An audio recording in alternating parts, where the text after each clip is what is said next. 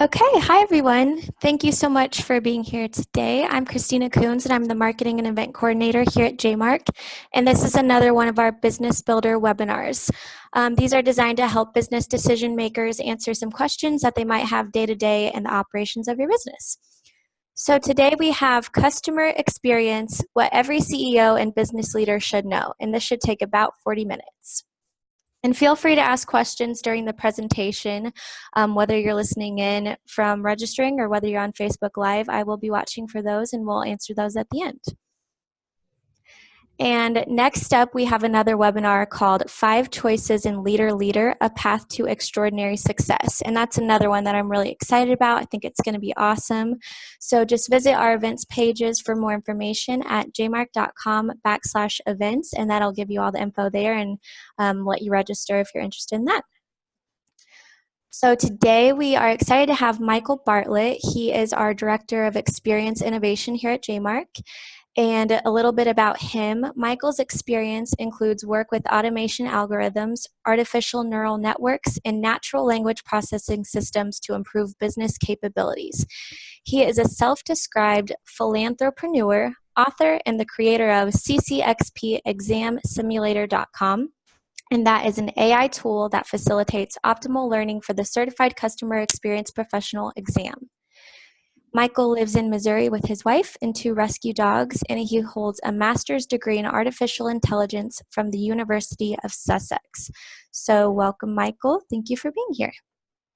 Thank you, Christina, and thank you to everybody who's made some time to attend the webinar today. This is going to be quite a brief, high-level overview of customer experience. I wanted to keep it aimed pretty much at CEOs and business leaders. But what we're going to do is at the end of the webinar, I'm actually going to do a little bit of a deep dive because I spoke to a few folks before this presentation and a number of people expressed interest in learning about how to tie customer experience to ROI. So I thought I'd actually do a little worked example at the end, which will be a little bit of a deep dive, but these slides will be available afterwards. So if it's a little too in-depth for anybody, you can always review those in your own time and then go ahead and contact me afterwards. So today what we're going to do, Today what we're going to do is do an introduction, then I'm going to talk about customer experience, and we're going to go through a definition. Then we're going to look at the role that emotion and biases play in customer experience. And then we're going to talk about why it matters, and we're going to give some key statistics, which you might find very useful in terms of making business cases. There are 2 big questions that a lot of people ask about customer experience, so we'll talk about those and how to answer them. And then we'll look at the 6 core competencies. There are a number of different people that have different approaches to customer experience. The Customer Experience Professionals Association, which I'm a member of, they kind of break it down into 6 core competencies. Forrester Research do the same thing, and those 6 kind of align with each other. So that seems to be the standard way that people are approaching. And so that's kind of why I wanted to talk about those 6 and give you guys an insight into how each of those makes up the complete picture of customer experience. Then in the end part, we're going to look at the case for customer experience ROI. And as I mentioned earlier, we'll do that little working example. So quick introduction. So I'm the Director of Experience of Innovation here at JMARK. I put my email on the slides here, so if anyone wants to contact me afterwards, you feel free. I've had 2 decades of experience, and I've worked in many different sized companies. So, I worked at little startups when I first began my career, moved all the way up to large consultancies, actually worked for Accenture for quite some time, and that was actually a great role and a very customer-facing, customer experience kind of role. And then at one point, I even worked for a space agency, which is pretty interesting. So I've seen lots of different types of organizations. I've seen different types of structure and how those structures can affect the customer experience and also the employee experience. So I hope to bring some of those insights forward today. I'm a member of the Customer Experience Professionals Association. I hold the CCXP, which is the Certified Customer Experience Professional. And as you can see on the right-hand side of the screen, I wrote, it's not really the official book, but it's the only book that's really out there at the moment that helps people prepare for the exam. And my passion, as Christina mentioned earlier, is I love working with animals. I got a rescue dog in 2015 purely by accident, and that kind of snowballed from there. And so now I have 2 rescue dogs and just do a lot of work on the side. And a lot of the money that I get from my book and from my simulator I put into helping animals. So I'm lucky because I get to do what I love for a living, and then I also get to use some revenue from that to actually help, my other passion, which is obviously dogs and cats. So let's begin with customer experience, and let's start off with a definition. So a good definition is how your customers perceive their interactions with your brand. So of course, what this is saying is perceptions are greater than reality. It doesn't matter if you've provided what you think is an excellent customer experience. If the customer feels that they've had a bad experience, then their perception is what matters. It's all about expectations. It's all about making sure the expectations are set correctly. There's two different types of expectation. There's implicit expectations. So that's, for example, when you go to a restaurant, there's a certain amount of time that will pass before you feel that the experience isn't very good. No one sets that time limit. You just kind of have an instinctual feel because it's implicit within our culture. And then there are explicit expectations. For example, when a customer says 50% discount, and then of course you get to the store and there's not a 50% discount. So those are two examples of the different types of expectations. People sometimes confuse customer experience with customer service. So I always like to make it clear that customer service isn't the same thing. If you imagine checking into a hotel, the customer service would be your interactions with the staff. Your customer experience would be everything from how you feel when you walk into the hotel, actually finding the hotel in the first place, maybe frustration with parking, what the room fragrance is like, all those little details that can create interesting memories for you that you will then be able to go and tell others about. And so that's kind of where emotions come from. So perceptions are obviously influenced by both emotions and memory. Your emotions will shape the perceptions, and then they'll go into your memory, and then that really becomes the customer experience. So if you can, even if someone has a rocky customer experience, if you can make sure they walk away with a happy memory, then they're more likely to see that as the customer experience than maybe the rocky patches that they experienced. Two lovely quotes here. Recognize that customers decide emotionally and then justify rationally. A great example of that would be voting as well. Most people vote based on emotion rather than going through and looking at everything rationally. Most people buy emotionally rather than rationally as well. But if you're asked to defend your decisions, you'll always, you go back to the rational side of your brain. And then I love this quote: brands are a bundle of associations, a bundle of memories. And when those memories are good, we feel affection for the brand. That's by Sean Smith, who's the author of Managing the Customer Experience. In my humble opinion, the best book ever written on the subject, even though it was written many years ago. And I think this says a lot really about the essence of why customer experiences are important.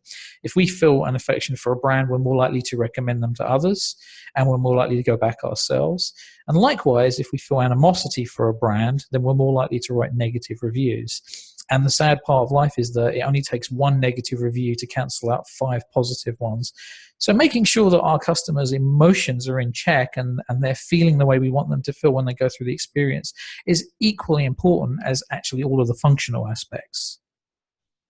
And biases are very important as well because they affect the customer expectations and perceptions. So what I always say is when you're designing experiences, it's better to design experiences that complement how the human brain works rather than work against it. We've basically got 2 types of brains. You've probably seen this from, there's a book, Thinking Fast and Slow, and there's a lot of material coming out on behavioral economics now. But we have a primal part of our brain that makes decisions instantaneously, is very quick. And then we have the logical part that's less emotional, and that part is the one that has to think hard, and it causes cognitive depletion every time we have to use it.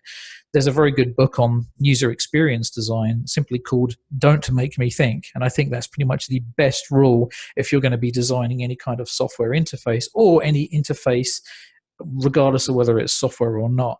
The more people have to think, the more frustrated they get. People want something that's intuitive.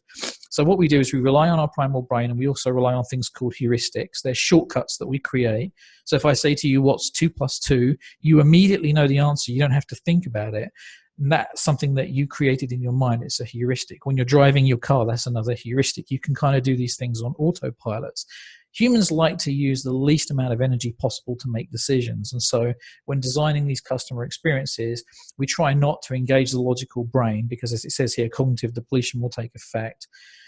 Some very interesting thing about other biases as well. So Bob Hayes said the early stage satisfaction is a good predictor of how satisfied a customer will be later in the customer experience life cycle. That's an example of the primacy effect. You're more likely to remember the first thing in an experience and the last. That's the primacy effect and the recency effect. Also, the idea that we mentioned earlier, one negative review cancels out 5 positive reviews. That relates to something called the loss aversion bias. We're more compelled to avoid loss than we are to gather gain. And so why does this matter? So improving the customer experience has been shown to correlate with increased customer retention, acquisition, and revenue. Now, Forrester have done a lot of research on this, and what they've basically concluded are there are entire industries where merely being adequate at customer experience actually can make you stand out. There are huge gaps between leaders in customer experience and laggards in each of the individual industries. And so what this means is customer experience has become a powerful differentiator for businesses that can do it well. When we talk about, is it even worth doing customer experience? One very interesting way of looking at it is saying, well, if your customers begin embracing CX, then just think of the ROI of doing nothing. And that brings us to some interesting statistics. So brands that improve customer experience increase their revenue by about 10 to 15%, and they lower costs on average 15 to 20%. That comes from McKinsey Insights. Those having an excellent customer experience are 6 times more likely to repurchase than those who have a poor customer experience. That's the Temkin Group. I think they recently got acquired by Qualtrics. 64% of people confirm CX is more important than price. There's actually a really interesting book called Descartes Error that pretty much shows that, the majority of buying decisions are emotional and price rarely factors into it. And then CX leaders grow revenue 12% faster than CX laggards. So we've kind of put the case forward for this is something that people should be very interested in. But now we need to go and look at it a little bit more in depth and answer 2 big questions. So most people will be saying, how can I improve the customer experience for my customers? And how can I prove the ROI of any CX efforts? Customer experience is sometimes seen as being a bit fluffy. And so as a result, people don't tend to take it seriously, and they're very cynical about, does this really translate to extra revenue, or is this just something that's going to make people feel good and is going to be a waste of money? A friend of mine named Ian Golding wrote a book about customer experience, and he actually, the title of the book is quite fitting. It's called Customer What? And I think that's a brilliant title, because a lot of people, when they hear customer experience, that's the first thing that they say. So let's try and answer those 2 questions. So we'll look at the 6 core competencies. They're creating a CX strategy. They're embedding a customer-centric culture, aligning your organization around your strategy, introducing what we call a voice of customer program, designing your branded experiences, and then measuring your customers' experiences. So for strategy, basically the way to look at this is think of, and I've put it in bold here, customer needs tend to translate very clearly into markets. And then from markets, you should be able to clearly extract and write your mission statement. And then from your mission statement, you should then be able to devise your brand promise. And this really all factors into customer experience, because at the end of the day, your brand promise is your expectations. And you need to make sure that those expectations are either met or exceeded at every touch point that you have. So good strategy flows from the strong mission statement, and it should be focused around the needs around the market. It should never be focused around a product. You need to know why your business exists and how it changes the world. And I don't mean on some grand scale. I just mean, if your business was to not exist tomorrow, where would your customers go and why would they go there? And so that kind of helps you understand the needs that you're filling in the world. Mission statements are very important as well, because they really guide decision-making during rough times. I remember back when Amazon were looking at introducing the third-party sellers, and there was a lot of debate within Amazon as to whether that was the right thing to do or not. And in the end, because of their mission statement about being the most customer-centric business in the world, they said, well, if this is ultimately going to make things better for our customers and it's going to be all about them, then it is the right decision. And so that's, I'm not saying they just use their mission statement, but it's a very good guide, especially when making strategic decisions. The strategy needs to be very deliberate about who the business serves and how it will provide a differentiated experience. Because as we all know from the work of Michael Porter, you're either competing on price or cutting costs, or you're differentiating. And so most people are differentiating in this day and age. So how is your business going to be different? How's the experience going to be different? The brand promise, as I touched on earlier, is the promised benefit. So we're going to talk about the need and how it's met. And this will typically be included in marketing materials and must always be met or exceeded when the customer interacts with your brand. The CX strategy is what specific CX steps you will take to complement your overall business strategy. So then we need to think about how we embed a customer-centric culture. The key things are to know your core values and then hire for cultural fit. It's very easy to do something at the beginning of a life cycle than it is halfway through it. So if you can get the right employees in at the beginning, that's going to be much more beneficial than trying to take existing employees who maybe don't have the right attitude and try and train them. So one thing we always recommend is try and understand the core values that you're building your company around and your culture around, and then hire for cultural fit. When you do this, you should be prepared to lose employees who are not a good fit.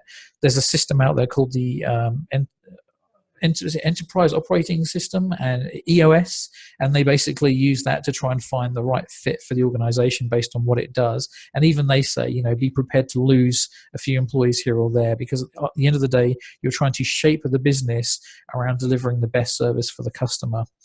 Now, it says embrace employee experience and the rule of congruent experience. So employee experience is basically the sum of all of the perceptions that your employees have as they interact with the business. And the rule of congruent experience says that the way that a business treats its employees typically translates into the customer experience. So if you're in a very toxic company and there's a blame culture and people won't be accountable, then you can expect to see those effects start to spill into the customer experience. And so this is something that I always ask people to pay attention to, and to be very deliberate about how they design their employee experiences. And we'll talk about the design competency in a few moments. Find ways to connect your employees with the differences that they are making to the lives of customers.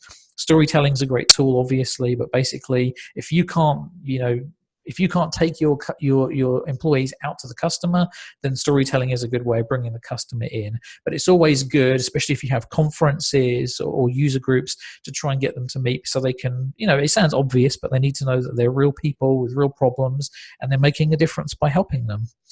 Incentives should be tied to the customer experience and other internal motivators, not operational goals such as average call time. We don't want to incentivize our employees to get rid of customers. We want to incentivize them to do the right thing.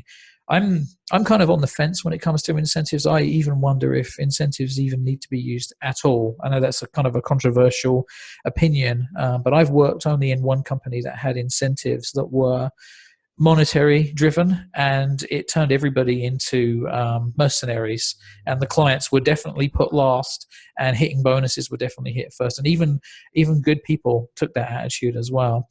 I don't know necessarily about incentivizing people to do the right thing. I mean, I think that if you're going to hire the right people, that should be enough incentive for them anyway. And then the other thing I recommend is building Slack into teams to avoid burnout. The other advantage of building Slack is that if the team isn't running at 100% full throttle all the time, it gives other team members a chance to be able to contribute in ways that help the team. So, for example, a few years ago, I worked at a business and they were the team was at risk, and we were doing work that if you made one little mistake, it could result in a very bad situation for a client, and that could actually also result in the firing of an employee.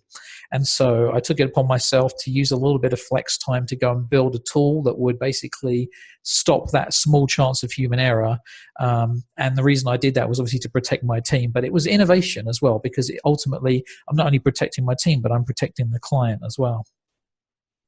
So then aligning the organization. So really what this means is establishing a governance system. And what that means is this is an organization's deliberate, structured approach to CX.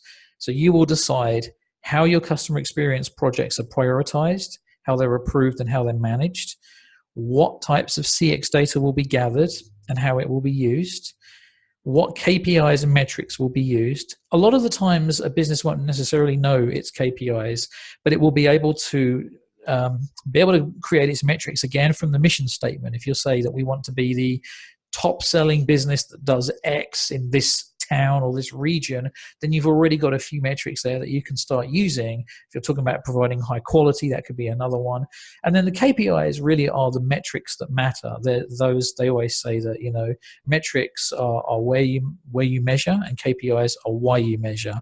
And you'll see that those start to trend with business results, and that's why they are the key performance indicators. You need to establish your roles, accountabilities, standards, and processes, and create what we call a code of conduct. A code of conduct can be used in different ways. I'm going to show you one in a minute that we created here at JMARK. But basically the idea is that you don't give people like big binders of information on this is how you behave when you're with clients or when you're communicating internally. You give them just a guide, and it just talks about these are the things that you ideally should do and these are the things you ideally should not. Killing stupid rules is a term that was coined by Gene Bliss, who wrote Chief Customer Officer 2.0. And all that really means is listen to your employees, and if they're telling you that there's unnecessary red tape, just get rid of it. You don't want people to have to keep jumping through unnecessary hurdles. Obviously, correct process is important, but sometimes process can get bloated. And that's why I say adopt a rigorous approach to change management. You can use, Kotter's framework. You can use ADKAR. There's a number of different ones out there, but adopt a structured approach, because not having a structured approach is one of the main reasons why a lot of change management efforts fail. And believe me, customer experience is all about change management.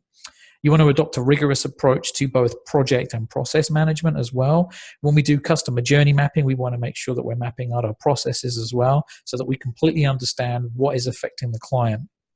And then Hoshin planning, also known as Hoshin-Kanri, is basically a term that means that you cascade your objectives down through the organization. So it ensures that everybody strategically is pulling in the same direction. So here's an example of a code of conduct. We built this here at JMARK, and what we did is this is for internal communications, and all we said is, let's divide them up into the key types, and then we'll list out the things that ideally, you should do and ideally you should not do.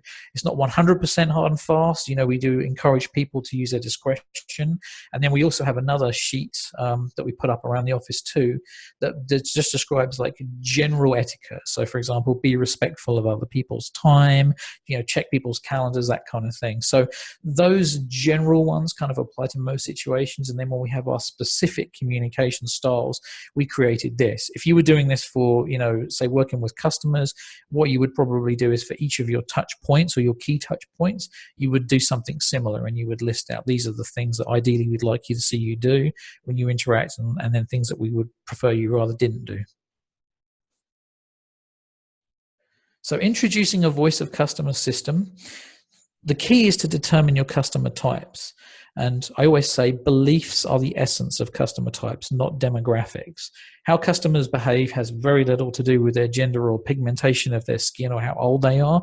Don't get me wrong, those things are important, especially, given the way that in the digital world we can see that the breakdown between different age groups shows different behaviors in terms of how they're using systems or how they're using channels. But essentially, if you really want to understand your customer types, you need to go a little bit deeper than that. And one of the really good questions you can ask is, what do you like about what we're doing and what do you not like about what we're doing? And those can help divide up. There's a really interesting book called What Customers Crave, and he gives a great example in the book, the author talking about car washes. And he said, okay, so everybody that goes to a car wash, they want to get their car washed, fine. But what are the other needs? What are the other wants? Well, some people want to go through really quickly. They don't want to wait in line. Other people want a real quality service, attention to detail, people, all over them doing all the work. And so when you look at all these different ways of approaching the experience, you can suddenly see that there are individual customer types. And I think he named one of them like speedy. So that customer type is someone who just wants to get in and out as quickly as possible, and they will not tolerate sitting in line. And then once you know your customer types, that also helps you, as I mentioned with the strategic part earlier on, you then know, well, okay, are these the customer types that we want to cater to? Because you have to make those hard decisions. Who are our customers and who are the people that we're actually going to let go to competitors because they can do it better and we'd much rather focus on what we're good at. Understanding the drivers of each customer, what are they trying to achieve, what do they want? A lot of people always talk about customer needs, and one thing I've heard recently is don't worry about needs, because most needs are actually met. What do they want? What do the customers actually want? That's one good way to understand and break down the different drivers that are underneath each customer type. And then understanding the identity that each customer assumes is a powerful insight. And the reason I say this is, we have our own individual identities, and a lot of the time when we buy things, they're things that match the way that we see ourselves, and we always try our best to maintain a consistency with that identity. But on the flip side of that, there's also group identity as well. And so sometimes people will make product purchases based on the group identity they're in as well. So there's a nice healthy tension between group and individual identity, and it's important to understand those dynamics. And the only way to do that is with detailed research. So what I recommend is you map your key customer journeys for each customer type. Pay special attention to cues. So those are things that essentially tell customers how to behave. Like when you go to a website and you see a log on screen, instinctively you know what to do. And sometimes if you use the wrong cues in the wrong places, they can confuse customers, cause them to engage the logical part of their brain, cause cognitive depletion. So that's why we recommend actually doing these deep dives with customers. The best way to do it is to begin with the broader phases of each journey and then work your way down to the key touch points and conduct research to learn about the customer's key pain points. So what you want to do is look at qualitative research, which is focus groups, interviews, open-ended question, anything that basically comes through in the written word, and then quantitative research, which comes through as numerical or financial information. You know, how long was this user on the website for, and the results come back in seconds. You know, at what point in the funnel did they abandon the purchase, that kind of thing. So the combination of these two types of information will be very useful. And then it sounds obvious, but it has to be said. You then simply fix the problems that are of the highest values to customers and the business, and then close the loop with them. So you get back in touch with them and you let them know, thank you for your feedback, and then you show them the changes that you've made. So when it comes to designing branded experiences, my advice is always this: be a control freak. The more control you have over what customers think and feel, the more control you will have over the experience outcome.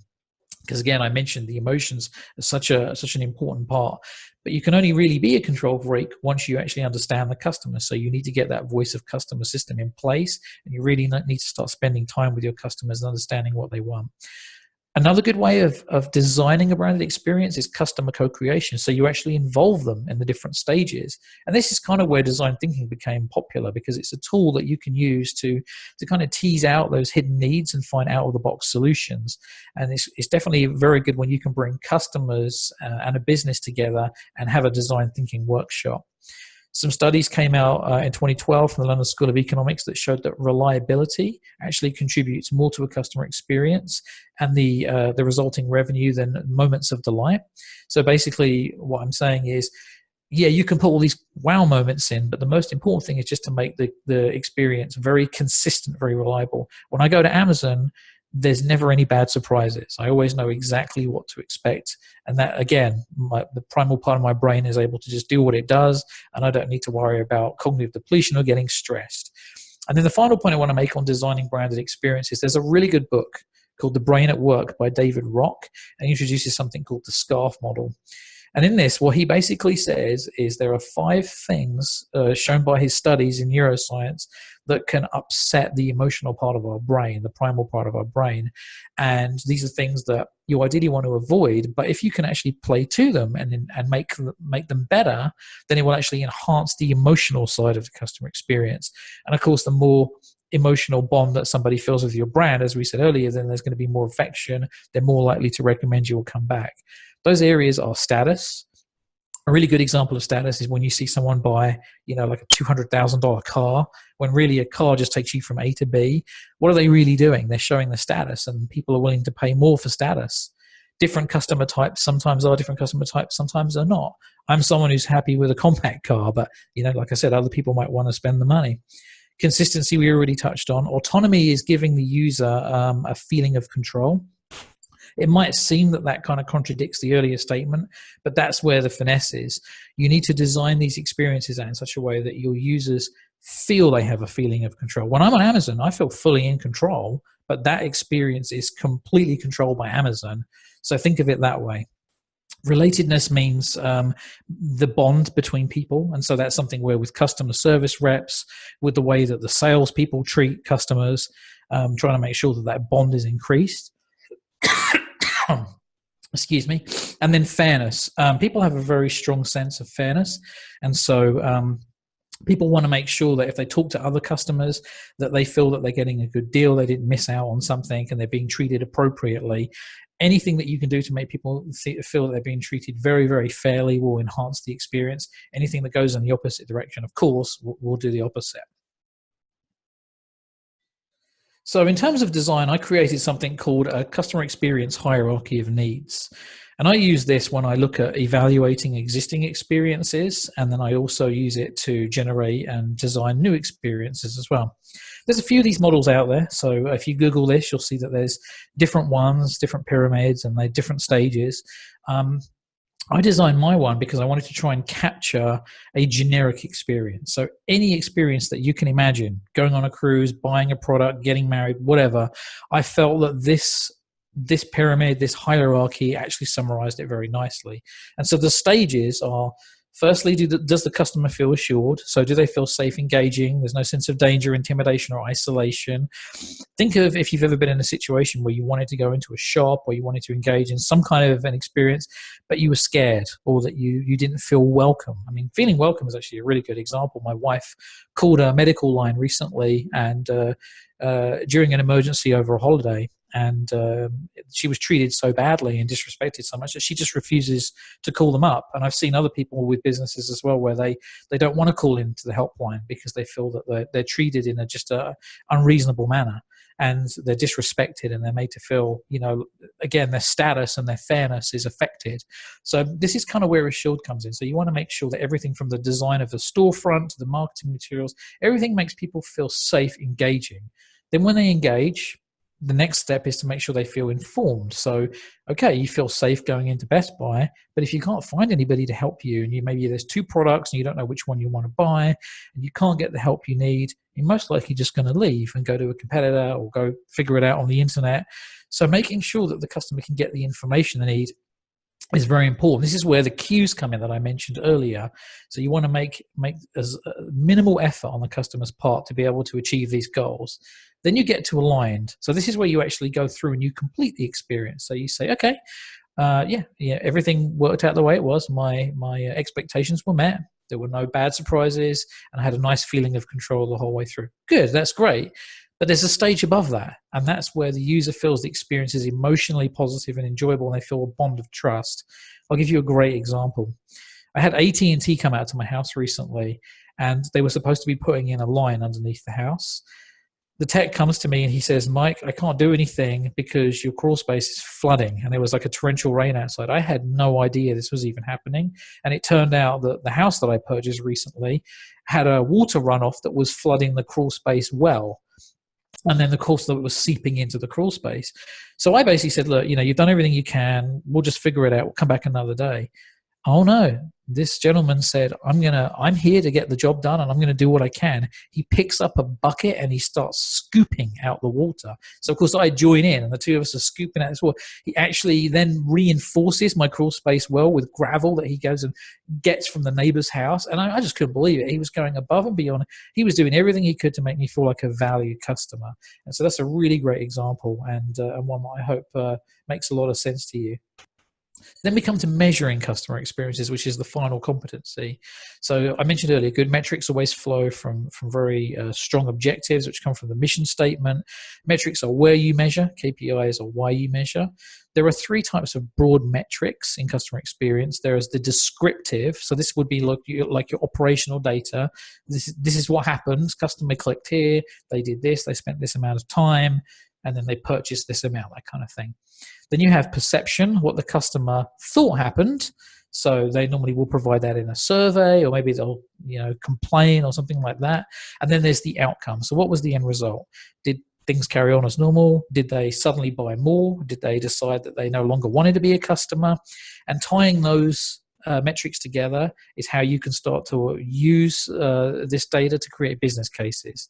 So there's something called the Net Promoter Score, which measures advocacy. A lot of people try to say it measures loyalty, but it's more of a proxy for loyalty than anything, because the only way to truly measure loyalty is to see if people are actually coming back. would you recommend? How likely are you to recommend? Is the classic NPS question. Is really a measure of advocacy, and it has been shown to tie to growth. There's a whole book on it that we'll talk about later on. And it is commonly used for relationship surveys. What it does is it groups your customers into 3 groups: promoters, passives, and detractors. And we'll talk about those in a bit more. There's also customer satisfaction, which ranges from very dissatisfied to very satisfied, 5-point scale, although I've seen variants of it. And that's used to measure satisfaction. That's commonly done on a transactional basis. So here at JMARK, every time one of our techs works with a client, and they've completed the work, a survey will go out, and it's normally a customer satisfaction survey for that specific transaction. So now we're going to talk about the case for customer experience ROI, because this is tricky, and a lot of people know how to do this, and there's not really much on Google either that explains how to do this. So let's go through this step by step. So first of all, a business must know, or it must at least have a hypothesis about what actions drive value in a business. And McKinsey recommend 3 to 5 key drivers. Some of these can be really obvious, especially depending on the line of work you're in. So if you're a bank and you have certain accounts that make a lot more money than others, people opening those accounts, those actions are adding a lot of value to the business. Likewise, there's certain values that don't add a lot of value to the business. And so the key is to pick out the ones that really make a difference. Then what you do is you can link your perception metrics, what the customer thought about happened, to the outcome metrics for each NPS group. And so then you can go ahead and you can then make statements such as, my detractors churn at a rate of 40%, my promoters churn at 5%, my detractors accept cross-sell at a rate of 10%, my promoters at 50%. Probability is going to play a very big part in what we're about to talk about next. But the great thing about this is this isn't just numbers out of the sky, like when you're doing, risk planning. How likely is it's going to rain? Those kind of things. I mean, this is literally hard numbers that you can pull out of your systems, and that really is kind of at the heart of how you can then use this to form business cases. So a common technique is to try and estimate the value of each of the NPS groups. In an ideal world, we would just take everybody in each of the groups and we just be able to say, okay, this is the amount of revenue they bring in, this is the amount of cost, therefore this is what each customer group's worth. But it's sometimes not that simple, especially like, for example, here at JMARK, we might have 1 or 2 clients that spend 10 times as much as another. So how are you going to figure out the average value of a promoter, for example? It's not so simple. Also, the costs aren't always, this cost went to this client, this cost went to this client. The costs tend to be spread out. So that's why it's never been that straightforward to do this. But the method I'm going to show you hopefully will help. The key is to know what the probability of each of the groups are to take the desired action, and then we can calculate the value of moving a certain percentage of customers from one group, say passives, to another group, such as promoters. So we're going to do a worked example. And in this worked example, I'm going to keep it real simple. I mean, these numbers could probably, they could relate to a lemonade stand or something, but feel free to add as many zeros in as necessary to make this actually work for your business. But let's take a hypothetical business. So it has a core offering, and that core offering generates $100 of profit. Again, you can use revenue, but that's going to kind of get a little bit murky with cost. So if you're able to try and figure out a close approximation of what the profit will be, that would be very useful. Then you want to think about, for the hypothetical business, then we want to look at the other individual items that add value to the business. So cross-sell add-on, $15 of additional profit. Upgrade, $30 of additional profit. So that's our business that we're going to be looking at today. And then the 4 stages are very simple. First of all, you identify the outcomes that add value, and we've kind of already hinted at what those 3 things are. Then we want to calculate the probabilities for those outcomes per customer type. And then we're going to use something called expected monetary value, and we'll talk about that a little bit, to express the ROI, and then we can use that information to justify our CX efforts.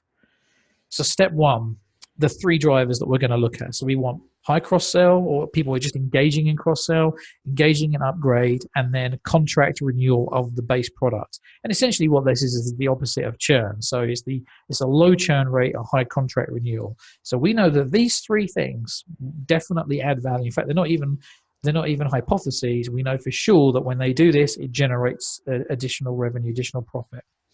So the next thing we need to do is we need to calculate the outcomes for the drivers per customer type. So you can see I've broken them down into each of the categories. So we have our promoters, and this again is a hypothetical. So we've imagined we've pulled this data out of an operational system, and it's telling us promoters have a 40% of them buy the cross-sell, 50% upgrade, 90% renew. And we can see those numbers out for passives and detractors. One thing I wanted to do, I don't know if you guys can see it, is in the passives, I've got a lower renewal rate than detractors. Normally what you would expect to see is the numbers going down as you move to the right. So great with promoters, okay with passives, not so good with detractors. The reason I put this in is because life a lot of times doesn't always work the way that theory does. And so it's important to point that out. Also, I've seen a lot of examples recently where this actually has been the case. And the most obvious reason for this is that if somebody is giving you a really low score, but they're still a customer, it's most likely that they're what we call a hostage type of customer. They can't really go anywhere else. Whereas a passive tend to be very price sensitive. And so those are the customers that, if we don't like, we'll move somewhere else and not too bought in one way or another. And so that's kind of why I put this example in there. Again, it might be different when you do it for your own businesses, but I just wanted to put something that was a little bit more real world than just full theory. And then McKinsey says, try and get 2 years of data so you can see trends, because you want to make sure that if, for example, the cross-sell rate in general is slowly going down across all customer types, that you get that information in there, because you want these numbers to be as accurate as possible. Then what you do is you use expected monetary value to express the ROI. What expected monetary value does is it takes the probability of an action happening and then it multiplies it by the gain that you get. So in this case, $15 for the cross-sell, 30 for the upgrade, 100 for the renewal. And by pulling out these numbers, it actually allows you to figure out on average, how are we going to do if we have a customer that's a promoter, if we're going to have a customer that's a passive and one that's a detractor. And it uses probability and impact, and it's used by a lot of legal firms. Legal firms use this when they're trying to assess whether it's even worth engaging in in a lawsuit or not. And project managers use this as well, especially with risk management too, to try and understand the possibility of going one direction or another. They're typically used with something called decision trees. But in this case, with what we're doing with this example, we don't need to worry about decision trees. But the nature of expected monetary value still holds true. So what we can see is if we wanted to move a detractor to a passive, it would actually end up losing us money. And that's possible. That's wholly possible. Another point I will make is that for some businesses, moving a detractor to a passive might be more valuable than moving a passive to a promoter. So again, once you've got this information built out, you can then see the value. And so likewise, when we go and look at our moving a detractor over to a promoter, we can see that there's actually $66.50 to be gained. And then we can see the estimated value of each of our customer types. So we can see promoters is obviously the most valuable, then with detractor coming in second, passive third. So with that all in mind, what we can now do is use this information to justify our CX efforts. So let's say we have a CX team and they've come up with a project they want to present to executive management, and it's going to cost them $2,000. And they say, look, if we implement this program, we're confident we can move 20% of our detractors to promoters. How will they be confident, by the way? Well, that's where your voice of customer comes in. You understand what makes the difference between these promoters and detractors. You listen to the things they're saying. Another good example is to try and find customers that were detractors that have moved to promoters and find out what it was that shifted the needle. This is, again, it's a hypothesis. You're trying to predict the future, but this is giving you a structured way to do that. So then what you can say is, okay, if I know my cost is $2,000 and I know the average customer is going to be the average customer that I move from a detractor to a promoter is going to be worth $66, then I can once I've rounded it up, figure out what I'm going to need to at least break even. So in this case, we want 31 detractors moved, and we want to make sure that at least 20% of all the detractors are moved over. Now, like I said earlier, if it were possible to cleanly calculate the value of each of the 3 net promoter customer types, then this would be much simpler. I mean, you wouldn't have to go through all of this stuff. It would be much easier, but it's not always so clear cut. So that's kind of why I wanted to show you this method that I think works really nicely. So recommendations to close the presentation out. Outside In, again, by Forrester Research, is a very good book. It gives you a very high-level overview of the customer experience world. It's the book that's best recommended for CEOs and business leaders. The 10 Principles Behind Great Customer Experience is an excellent book because it uses principles, of course, rather than lots of information that's going to bombard you. These are principles that you can take with you, memorize very easily, and apply them. And then the Ultimate Question 2.0 is very useful because it does a deep dive into the world of Net Promoter Score.